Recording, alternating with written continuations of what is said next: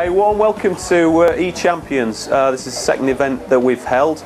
I've got to get some mentions out of the way. The first is that we are sponsored by the European Social Fund. I've got it in there. There we go. Okay, there we go. That one's for Alan. Quick mention to Martin here. This is Martin, who heads up an organisation called Web 2.0 Surgery. It's another networking organisation, I suppose, that works within Nottingham.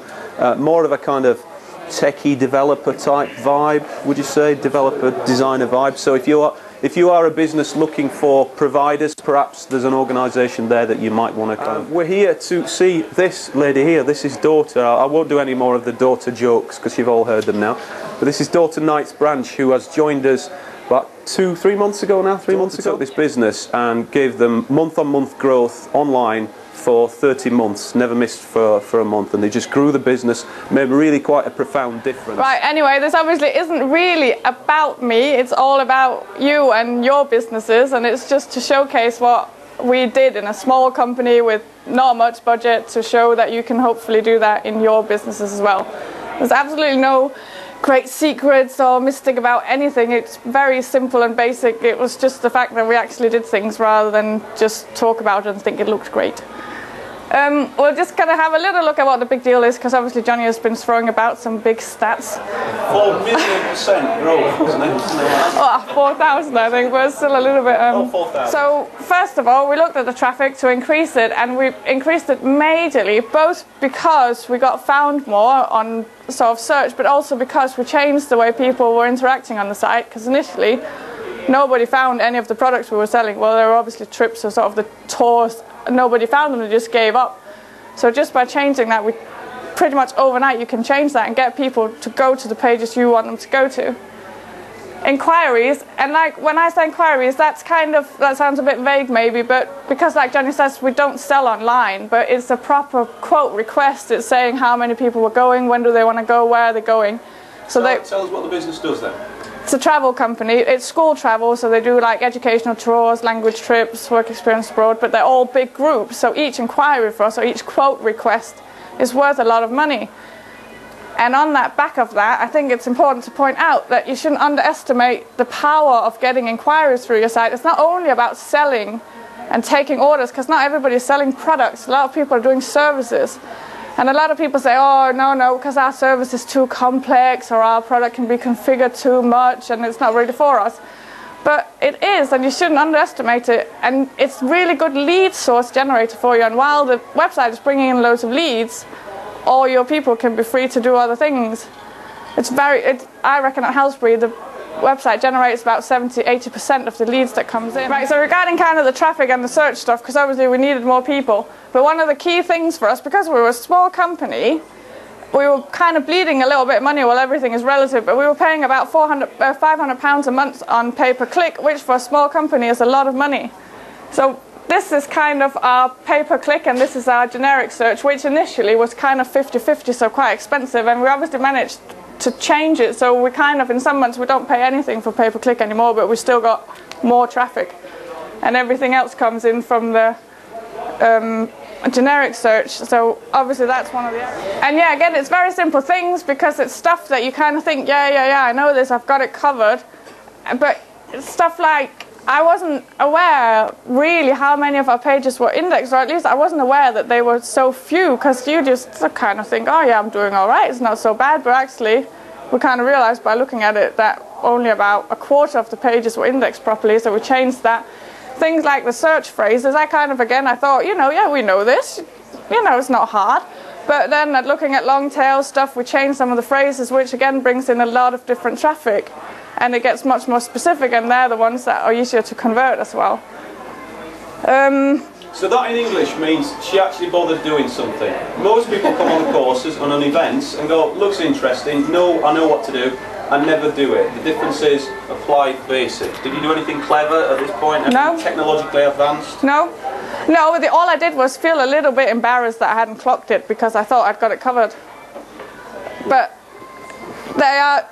You'd think, because you're working away in the little world and you're very close to your site, and you just become a little bit blinded by it. And one of the things is to really keep an open mind and be quite critical about your site. Improvement How long did that take from doing that? Not long, a couple of months, because actually I was on Gavin's course at the time of doing this, and from the time of starting the course to the end of it, I'd already had more pages indexed in that space, and that only went on for, what, 4 or 5 weeks or so. So, yeah, we did see an improvement. But sort of over time, initially I think we had about 70 pages indexed, and we've got 170 now. Indexed being what does that mean? In the main index on... Yeah, so it's registered, seen in Google, yeah? Yeah, obviously more indexed, but properly, yeah. So you had a HTML site now? Yeah, and an XML one. Yeah, and we did a lot of work on the sort of cross-linking and on the internal links. But obviously this is all stuff that we're kind of going to talk people through and cover on the program and make sure everybody's happy with. The homepage used to be really important, and everybody was just focused on the homepage, and once you clicked into something it all just fell to pieces a little bit and it wasn't so important. But people are optimizing for sort of longer search phrases, and your product pages are becoming more important, and it's very well worth looking at that when you're building the sites. Build some nice landing pages in other areas that creates a good experience for people, because not everybody lands on the homepage. In fact, we were speaking to someone at the last event, and he said for Christmas, he'd put, no, not for Christmas, for a summer holiday, he put a message on the home page saying, we're basically closed for a period, so don't order because your shipments won't go out. But he came back and found all these orders and complaints that stuff hadn't gone out because people had landed on the pages, ordered, and never seen the home page. Never went to it. Give us an example of one of these longer phrases then that you did. Yeah, so what, because initially when I thought, you know, I've got it all covered, we were doing school trips and school tours and school ski trips and whatever, but not much above that. So what we did, we changed, so we've got like school history tours, we did school trips to New York, and like kind of incorporated the destinations and the subjects. And I've set up specific pages to cater for it, so people searching for school history trips, they'll land on a nice trips which is just specific to history tours and gives all the history tours we do. And it ties in with this linear path which Johnny talks a lot about, and which we'll obviously cover a lot in the program as well. That you have to make really sure that people, the second they land on the site, they know what it's about and they know where to go and what you want them to do. And that was what kind of upped the traffic enormously to our product pages. Was before people just couldn't find it. They just thought. Let's just pause at that moment and see what that means. That is, rather than just having sort of generic pages that talk about school travel, you talk about school travel Berlin. Yeah. And you optimise around those 3 words, and you create special landing pages that are just about Berlin and trips rather than something generic. Yeah. And that made what kind of difference? It made a huge difference because people have a soft landing, they don't bounce, and because as long as you make it very clear, like we've got a lot of call to actions, which we'll come to in a minute, like we have these inquire now buttons everywhere on our product pages, and they made a massive change. And that is one of the things you do overnight, and it changes overnight. The second people get to the right pages, and you kind of give them the good experience and the confidence, they're happy to give the details. So this is like changing from a general experience to specifics that they're interested in. And then she mentioned linear path. We are going to be covering that as part of the programme. But in essence, it's about looking again at your navigation on your website and the layout of the pages and the sequence of the pages. And going for something that makes sense from their perspective. What are they going to want to see in booking a school trip to Berlin? What are the issues that they're going to want to cover? And that's a major thing that you built into this, wasn't it? Yeah, and I think it's absolutely key on people's websites to look at, because that is what kind of made us have 5 times as much traffic to the product pages absolutely overnight, just because we made it clear where to go.